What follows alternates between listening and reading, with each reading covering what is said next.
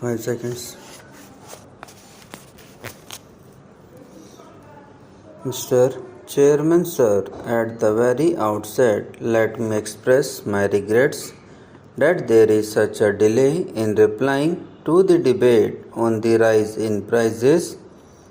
But as you may recall, when Professor Dutt had initiated the discussion, I was expected to reply on the same day in the evening. But since a number of speakers were to make their speeches, I had my difficulty as I had to go for the meeting of the World Bank and IMF to plead the case of the developing countries. I sought the permission of the House that I might be permitted to reply to the debate on my return, and sir, the presiding authority and the House were kind enough to permit me to reply to the debate on my return. I propose to give an elaborate reply to the various points of view which were expressed by various members. Let me assure this is us at the outset that them I was not present during the speeches of some of the members of the House. I have carefully gone through the record of the entire proceedings of this debate, and I have taken note of various suggestions and the concern expressed by the members. Let me make it clear that I do not propose to undermine and I underestimate the problem of the price behavior of the essential commodities in the country. I also deeply appreciate the serious concern expressed by members on both sides of the House regarding the price behavior of various commodities. They have made concrete and constructive suggestions to check the rise in prices. I shall take note of it and also try to place before the House the viewpoint regarding various steps that are being taken. In the beginning, let me point out to the House that before the behavior of the price manifested itself in a particular form, the House should consider the various constraints that existed while we tried to conduct and manage the economy in a specific direction.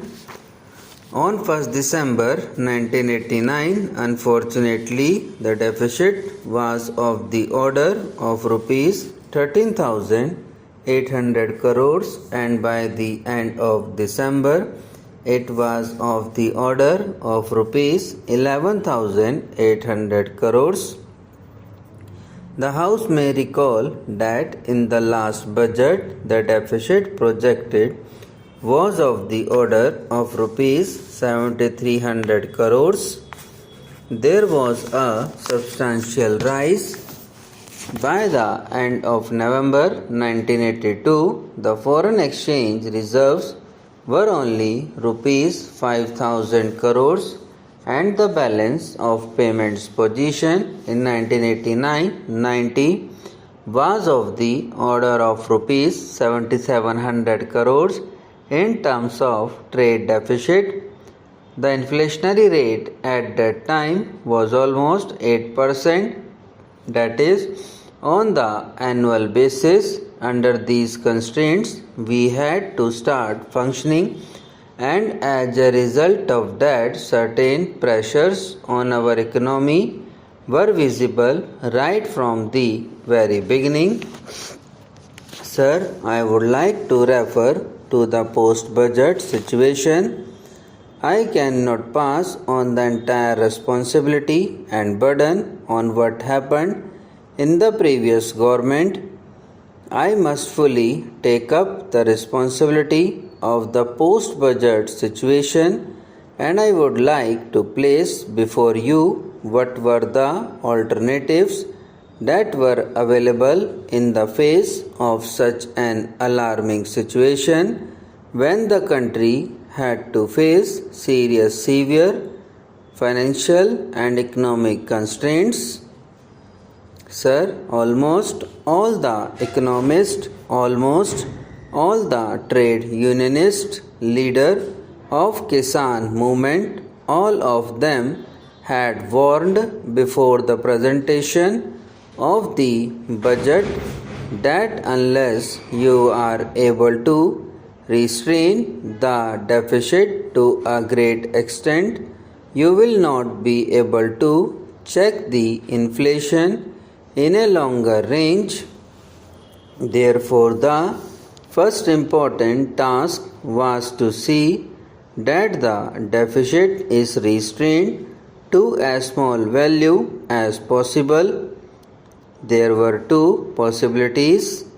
One softer option that was open to us was that we should not try to have much of resource mobilization, should not try to have much of resource mobilization, not try to have the levies even on the luxury goods, should not try to have the direct taxation in such a manner that a highly intensive capital industry might be disturbed and their wrath might be invited.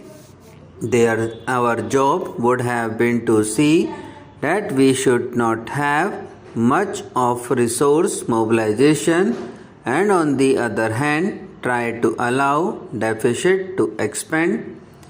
If that had happened, no doubt there would have been greater impact as far as inflationary pressure is concerned, and in the long range that inflation would have survived for a longer time and to a greater extent.